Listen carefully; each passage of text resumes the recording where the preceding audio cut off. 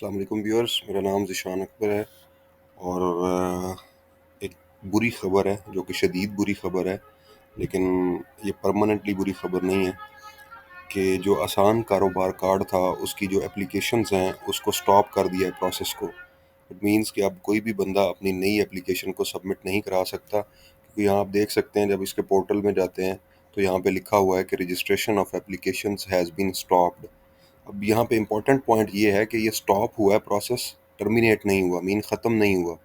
अब उसकी एक वजह जो मुझे समझ आ रही है वो ये है कि जो नंबर ऑफ़ एप्लीकेशंस हैं वो बहुत ज़्यादा हो गई हैं और जो सिस्टम है उसको प्रोसेस करने में इशू आ रहा है।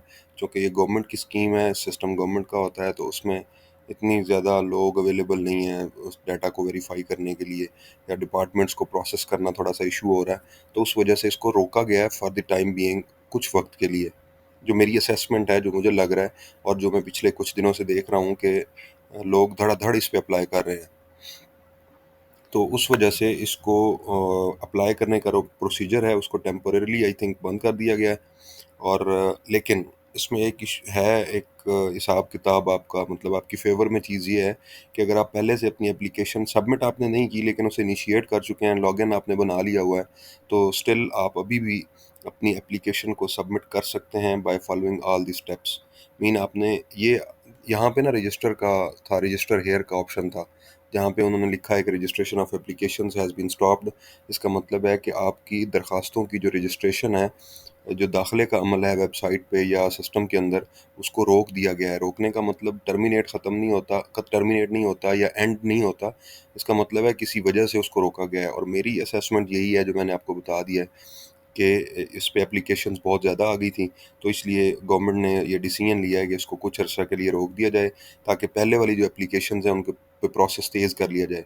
अब ये मैं क्यों कह रहा हूँ? जब से ये स्टार्ट हुआ है मैं इसके साथ एफ़िलिएटेड हूँ। मेरे कुछ दोस्त हैं जिन्होंने शुरू-शुरू में इस पे अप्लाई किया था। रमज़ान के महीने में ये इनिशिएट हुआ, आई थिंक उससे पहले का है। तो डेट मुझे एग्ज़ैक्टली याद नहीं है। उन्होंने अप्लाई किया, 15 दिन के अंदर-अंदर उनकी सारी वेरिफ़िकेशंस भी, बल्कि शुरू में तो ये वेरिफ़िकेशंस वाला इश्यू नहीं था। ये बाद में आया कि एक्साइज़ की वेरिफ़िकेशन करनी है, नंबर की वेरिफ़िकेशन करनी है, सिम की और इस तरह की चीज़ें। शुरू में बड़ा लाइटर मोड पे उन्होंने देना शुरू किया, लेकिन जब अवाम ने रिस्पॉन्स बड़ा ओवरवेल्म्ड दिया, बहुत ज़्यादा रिस्पॉन्स आया, तो फिर उन्होंने ये कोशिश की कि हम किसी तरह से इसको कंट्रोल करें, और ताकि जो नंबर ऑफ़ एप्लीकेशंस हैं वो बढ़ रही थी दिन-ब-दिन। मतलब अगर वो 100 प्रोसेस कर रहे थे तो 200 एप्लीकेशंस आ रही थी, 200 प्रोसेस कर रहे थे तो 600 एप्लीकेशंस आ रही थी, 500 प्रोसेस करते थे तो 1000 एप्लीकेशंस आ जाती थी। तो ज़ाहिर है सिस्टम की एक स्पीड होती है, डेटाबेस की एक स्पीड है, उसने उस स्पीड से चलना है। तो वो सिस्टम पे जो लोड है, जो नंबर ऑफ़ एप्लीकेशंस हैं वो बहुत ज़्यादा हो गई, तो लोगों को वेट करना बहुत ज़्यादा पड़ रहा था। मतलब वो जो 15 दिन 20 दिन का प्रोसेस था, वो 3-3 महीने पे चला गया। मेरी अपनी एप्लीकेशन जो है वो अभी तक पेंडिंग में जा रही है। उसकी वजह यही थी, मेरा एक तो सिम का इशू था, जो मैं वीडियोज़ डाली, पहला मुझे एक्साइज़ का इशू आया, टोकन टैक्स पे नहीं था, उसके बाद मुझे सिम का इशू आ गया कि जी सिम का इशू नहीं है, तो मैंने उसे रिज़ॉल्व किया, तो अब उसको प्रोसेस होते हुए, अब देखें इशू नहीं भी आता तो फिर भी कई लोगों का मैंने खुद अप्लाई किया है, तो उन लोगों का अपने सिस्टम से अप्लाई किया है, उन लोगों को 1-1 महीना तकरीबन गुज़र चुका है। ईद से पहले का कुछ लोगों का अप्लाई किया हुआ है रमज़ान में, तो तकरीबन 1 महीना या उससे ज़्यादा दिन हो गए हैं। अभी तक कोई वेरिफ़िकेशन स्टार्ट नहीं हुई। मतलब उनकी एक्साइज़ की, उनकी एनटीएन की, उनके सिम की कोई भी तस्दीक अभी तक उस पे ऑप्शन नहीं आया।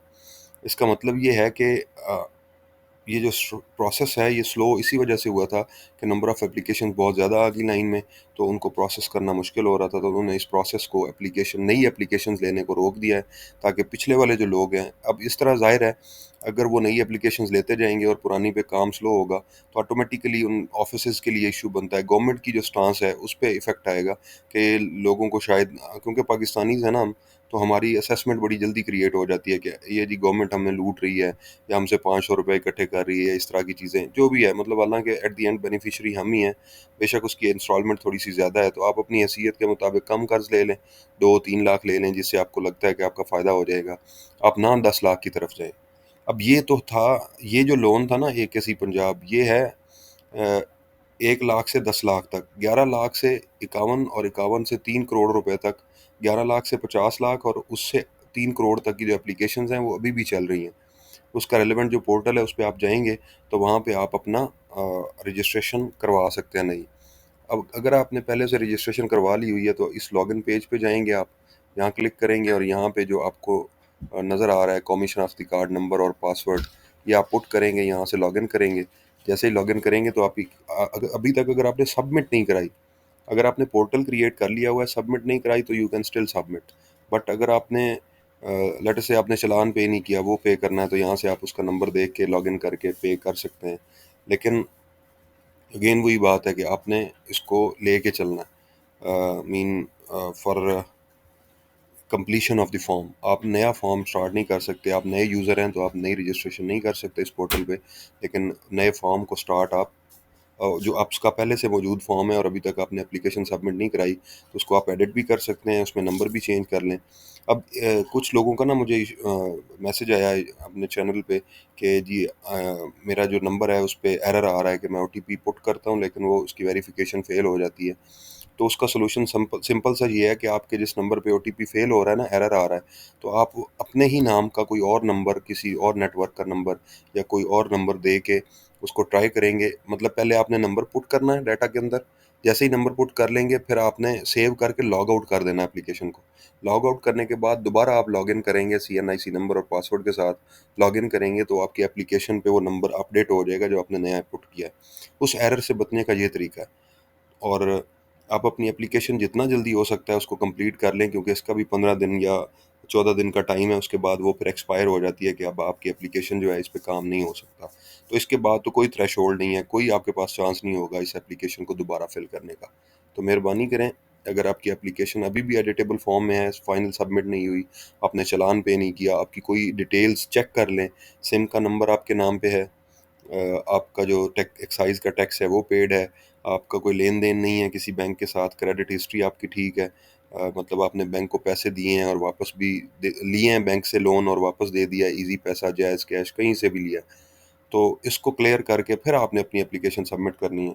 और एक रीसबमिट का एप्लीकेशन आया हुआ है ऑप्शन, वो आपने कभी भी क्लिक नहीं करना है जब तक आपके सारे ऑप्शंस क्लियर नहीं है कि आपकी सिम भी आपके नाम पे है और ये सारी चीज़ें। अगर नाम पे नहीं है तो नाम करवाएं, अदरवाइज़ वो एप्लीकेशन वहीं पे रुक जाएगी और कुछ दिन बाद आपको ऑप्शन आएगा कि आपकी एप्लीकेशन पे प्रोसेस नहीं हो सकता।